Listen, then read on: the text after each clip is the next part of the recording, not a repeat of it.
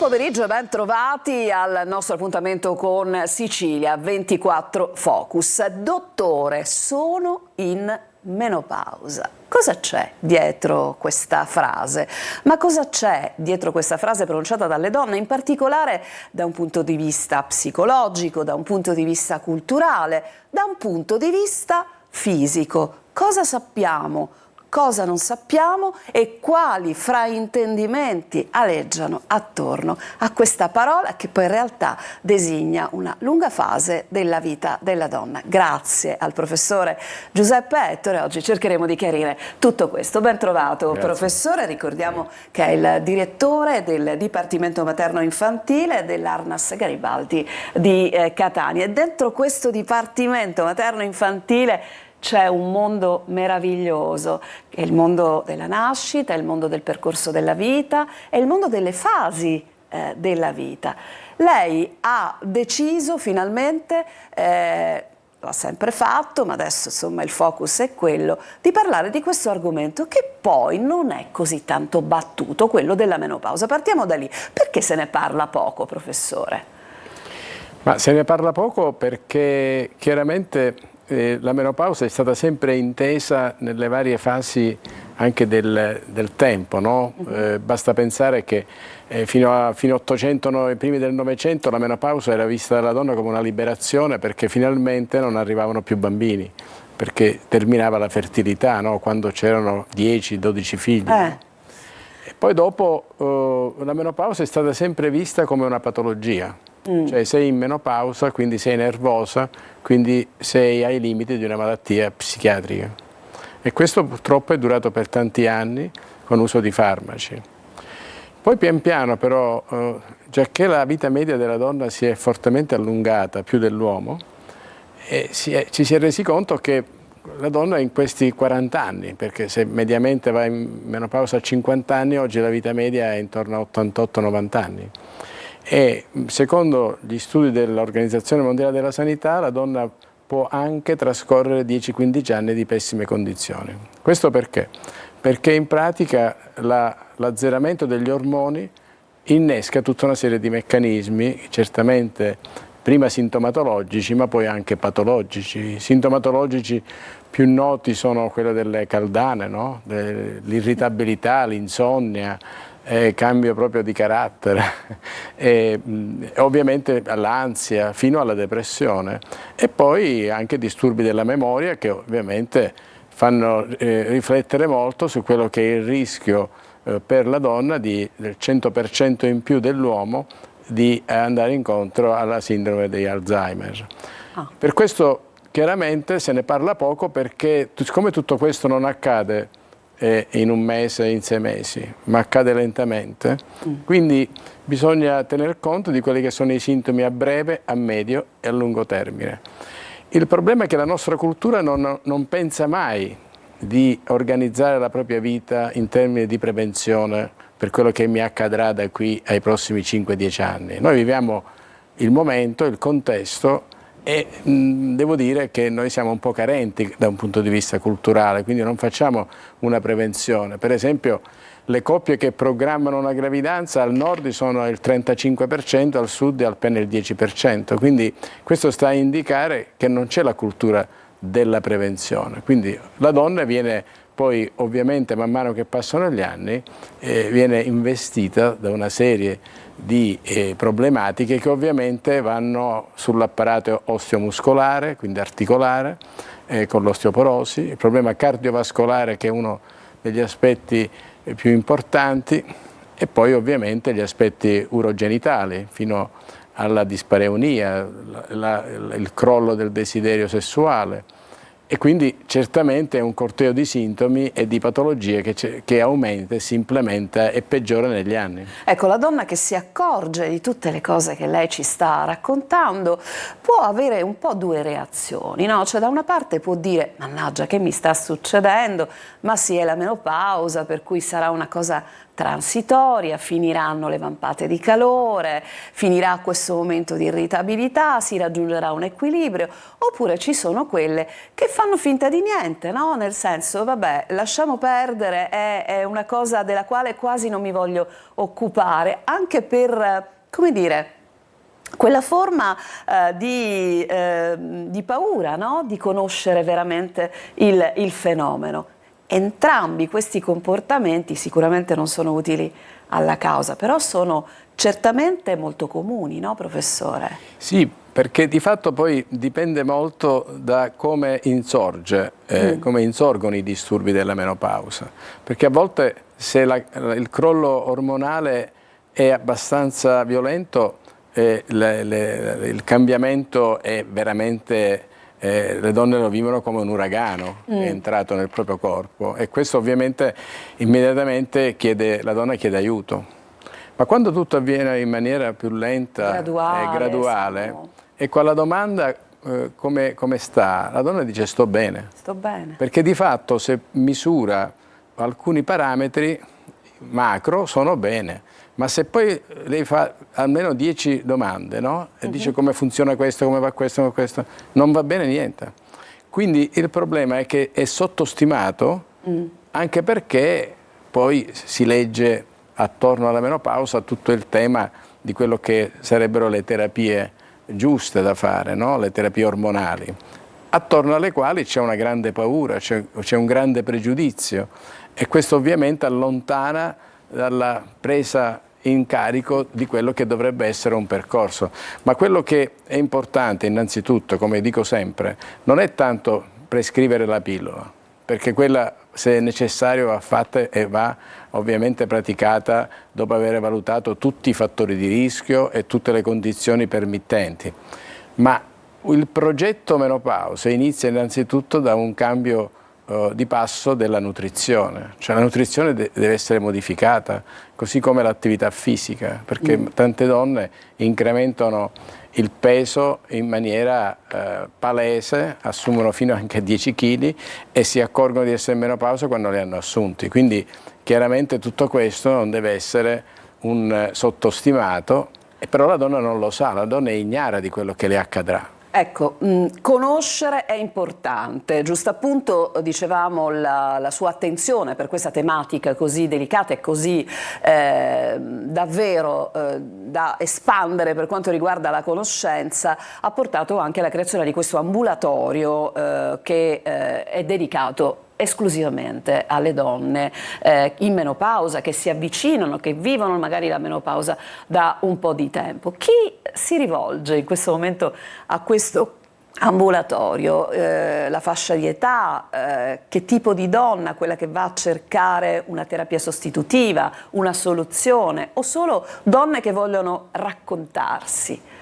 Beh, innanzitutto noi siamo partiti tanti anni fa con un ambulatorio che si occupava della salute della donna, in particolare di quelle donne che purtroppo erano andate incontro a una neoplasia e che ovviamente, al di là delle cure oncologiche, generalmente nessuno poi si occupa dei pazienti oncologici in base a quello che è il progetto qualità di vita. Sì. Ora, la donna è chiaro che può svolgere, nonostante le terapie oncologiche e i vari interventi, ma può svolgere un grosso supporto per migliorare alcuni livelli della propria vita.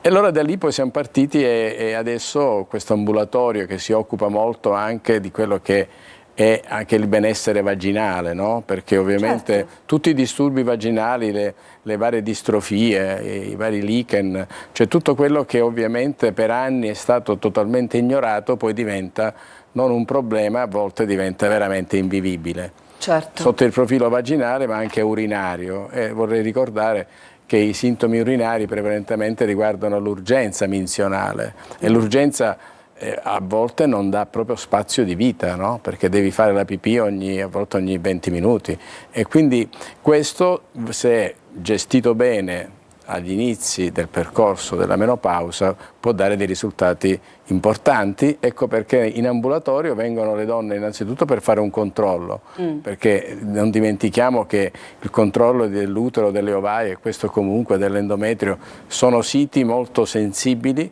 a volte a rischio, perché non essendoci più il ciclo che prima richiamava l'attenzione a dire cosa sta succedendo, poi dopo non c'è più il ciclo e quindi tutto questo è silente, e allora è giusto fare ogni anno un'ecografia transvaginale, così come controllare il seno con una mammografia o l'ecografia se si Ecco, rende. mi sembra che questa osservazione, questa sua ultima dichiarazione sia molto molto importante, perché poi spesso in queste puntate ci troviamo a parlare di prevenzione. La percezione è che allo stop, tra virgolette, del periodo della fertilità, no? Sembra quasi che si possa dire vabbè, controlliamoci meno frequentemente.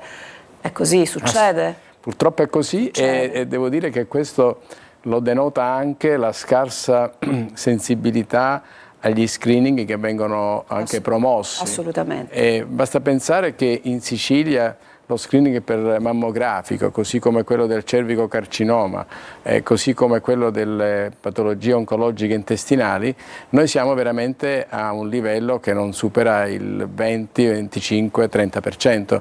Quindi sta a significare che le aziende sanitarie inviano la proposta di effettuare uno screening, ma poi dopo gli utenti non ci vanno, e questi utenti, chiaramente le donne, sono il maggior numero. E poi ricordiamo sempre che la prevenzione, lo screening è molto utile in generale anche per tutelare il sistema sanitario nazionale, no? Perché quando troviamo delle patologie gravi perché non ci si controlla, poi ovviamente, no, si va incontro a ospedalizzazioni, a spese mediche, è tutta una cosa a cascata. Bisogna sempre ricordarsi di se stessi, ma anche nell'ambito, no, del quale noi godiamo nel nostro paese. Noi abbiamo inserito questo progetto all'interno forse il progetto prioritario che abbiamo voluto, avendo costituito la Fondazione Salute e Cultura, esatto, proprio perché si vuole occupare di alzare il livello della cultura e sollecitare a tematiche così importanti. E uno di questi è la salute della donna, che abbiamo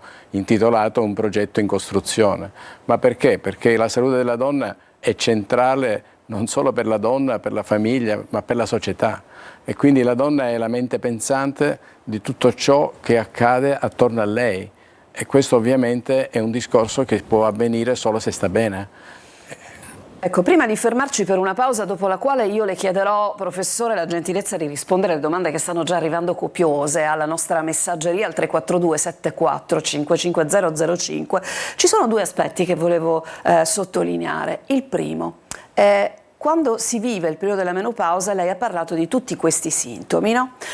L'irritabilità, il calo della libido, problematiche osteoarticolari e chi più ne ha più ne metta, le famose caldane che ci portano magari a evitare certi luoghi, piuttosto l'ipertensione, esatto, il calo ponderale complicato perché il metabolismo non ci aiuta più. Ecco, tutte queste cose però non sono cose che accadono alla donna, ma la donna vive in un contesto, no? Vive con la famiglia, col marito, coi figli, con gli amici. Com'è? La donna viene accolta, percepita, compresa o non compresa, secondo lei, nel contesto che vive? Beh, quella è una galassia che chiaramente è soggettiva, tante ci mancherebbe, però... Devo dire che ho trovato tanti partner veramente sensibili, sì, a dire ma perché non facciamo qualcosa? Per il discorso di prima, cioè certo, la salute della donna è centrale. Certo. Però devo dire che tanti altri partner magari fanno finta di dirlo, oppure sono indifferenti, cioè non aiutano la donna.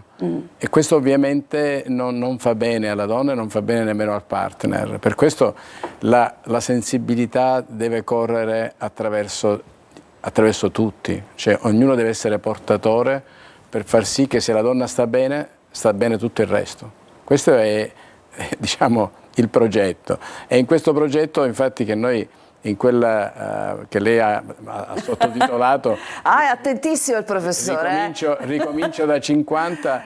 Lo facciamo vedere, scusi professore, lo dico alla regia, c'è proprio una foto che è legata ovviamente a un libro, un volume, Ricominciare da 50, libro bianco sulla menopausa. Ma perché adesso una donna di 50 anni è una donna giovane. Sì. Ed essendo giovane è consapevole di questa anche aspettativa di vita. Non sono poche le donne che a 50 anni desiderano una maternità.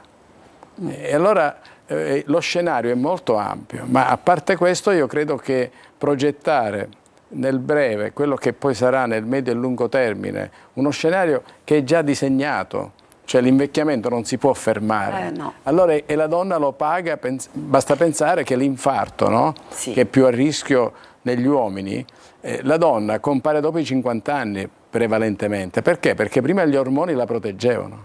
Sì. Ecco, questi sono dati che certamente devono far riflettere su quella che è la prospettiva, non come sto oggi. Non facciamo finta di niente, rispetto a tutti questi sintomi rivolgiamoci al medico e attenzione, solo al medico, perché noi dobbiamo ricordarci che abbiamo spesso nelle mani un oggetto come per esempio il cellulare, quindi i social, laddove pensiamo di trarre delle informazioni scientifiche. Le informazioni scientifiche ce le cerchiamo da qualche altra parte, giusto professore? E poi una cosa, non facciamo finta di niente, ma per i sintomi che viviamo rivolgiamoci al medico, perché per tutte le cose che abbiamo elencato, professore, c'è una soluzione, cioè c'è come dire, qualcosa che può spalleggiare la donna in situazioni di defiance legate al periodo della menopausa. Ci possiamo fare aiutare? La può spalleggiare come la può anche disorientare. Sì. Perché veda, il mondo medico è un mondo molto eterogeneo. Certo. Anche lì la cultura ha estrazioni diverse. Non è un fatto di competenze, è un fatto spesso di come approcciare a questo tema.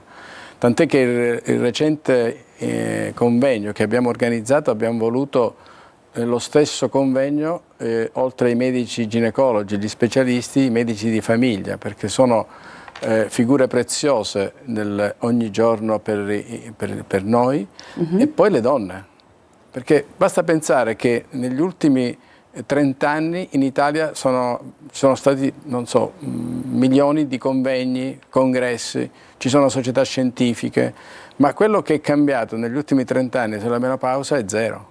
Cosa significa? Significa che se solo il 10% oggi delle donne italiane effettua la terapia ormonale, sta a significare che c'è un problema di come, ma non di convincere le donne a farla, ma di un teorema che deve essere prima di tutto informativo, conoscitivo, deve essere approvato dalla donna, ma non deve essere nemmeno disarticolato dai vari pareri. Per questo tutti dovremmo parlare la stessa lingua, che non è quella di prescrivere il farmaco, ma è quello di costruire un progetto. Ognuno in questo progetto ha un ruolo.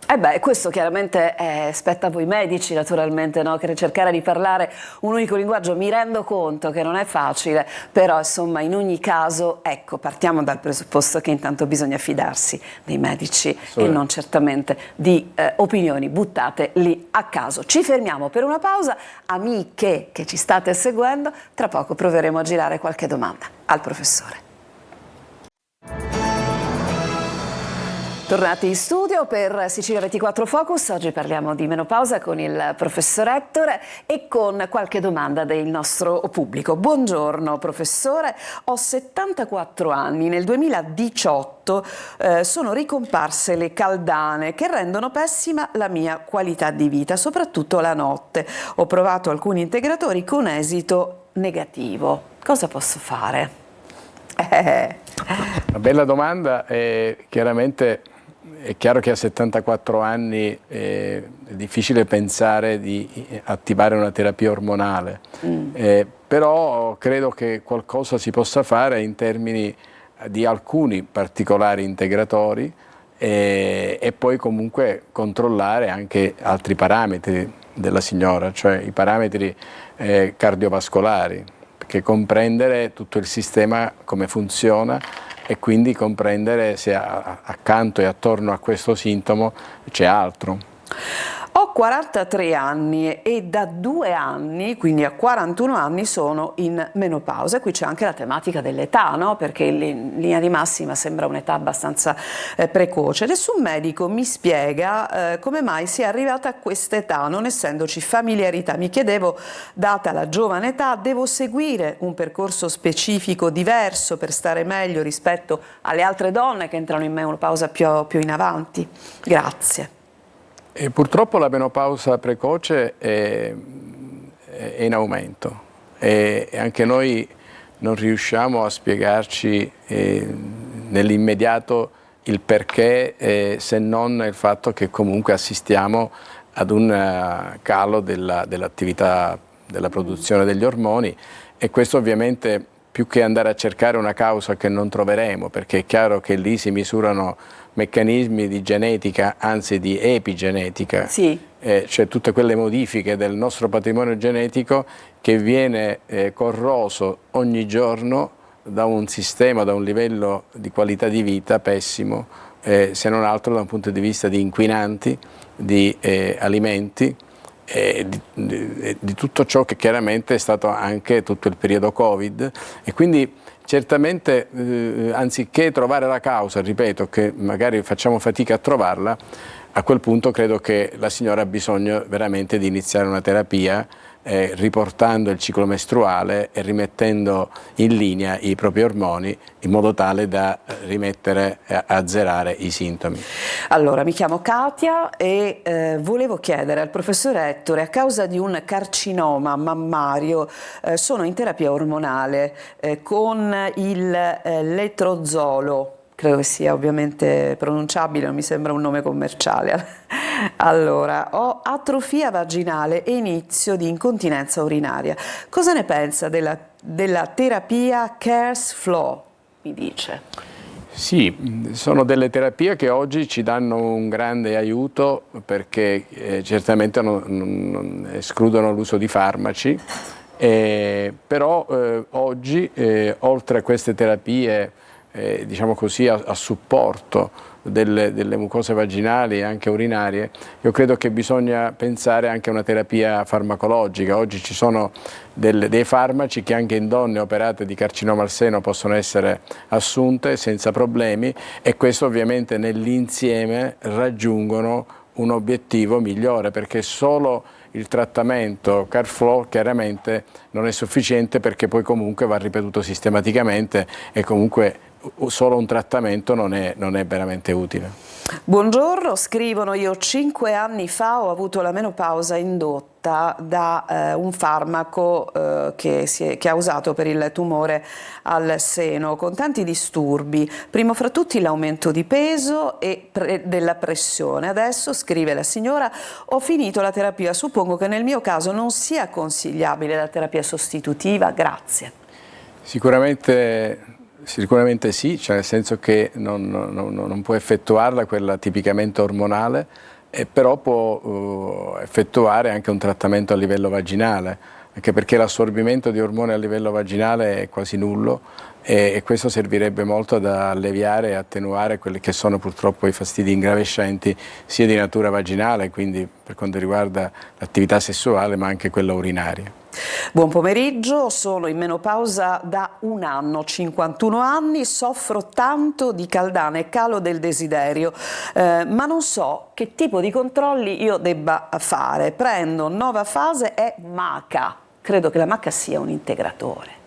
Beh, a 51 anni io non userei degli integratori, perché a 51 anni la donna ha bisogno ancora degli ormoni, e quindi fare una valutazione dei fattori di rischio, sia fattore di rischio oncologico, anche di tipo vascolare, e dopodiché passerei alla terapia ormonale, perché perdere tempo con queste sostanze, per carità, che vengono propagandate con una serie di effetti così benefici, di fatto poi non lo sono, e quello che conta è far arrivare l'ormone in tutti i siti di tutto il corpo della donna, perché solo quello è l'unico mezzo per poter assolvere ai disturbi. Andiamo con l'ultima, ma ne arrivano veramente tantissime. Questo è a testimonianza del fatto che parlare fa veramente bene, e che ci sono anche i luoghi per poterci andare, anche se glielo dico già adesso, professore, la problematica di tante donne è quella della tempistica, delle prenotazioni, dei ticket, di tutto quello che è un altro apparato che un po' fa a botte con le iniziative scientifiche.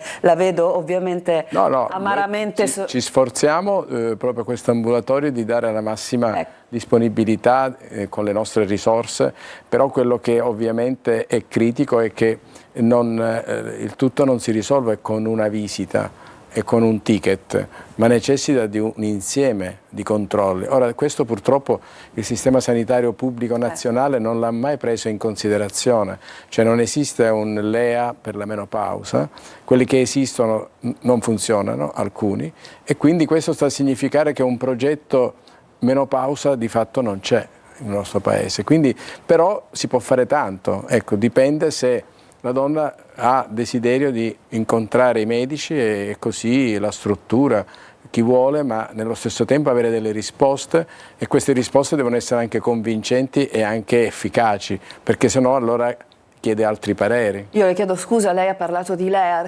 ovviamente spieghiamo al nostro pubblico i livelli essenziali di assistenza, sì. Sono comunque quegli acronimi che servono a garantire anche un'attenzione in investimento. In tutte le regioni, per tutti. Esatto, quindi chiaramente anche il fatto però, professore, di battere tanto nella comunicazione su questi argomenti, chissà che in qualche modo non possa contribuire ad aiutare anche a rendersi conto che servirebbe più investimento. Le associazioni femminili devo dire che stanno facendo tantissimo e noi cerchiamo di incontrarle proprio perché insieme si può realmente realizzare un progetto. Avevo promesso l'ultima e l'ultima sarà, sebbene diciamo diversificata, si parla di TSO, quindi terapia sostitutiva ormonale. Quali i benefici principali e quali eventualmente i rischi?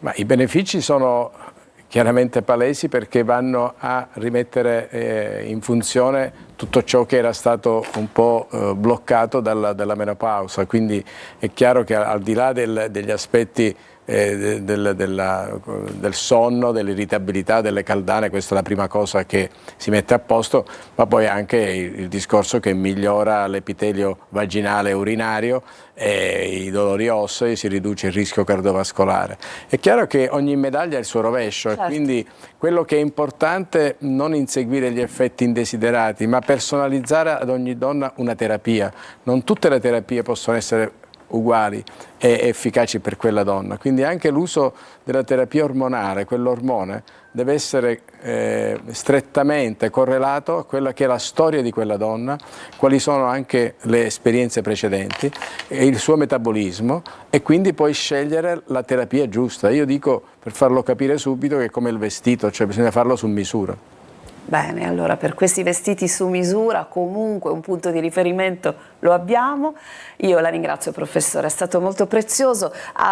Guardando tutto ciò che arriva alla nostra messaggeria le chiederò nuovamente di farci compagnia per una mezz'ora insieme. A tutti voi grazie per averci seguito, il nostro Focus tornerà domani con un nuovo argomento. Buon pomeriggio.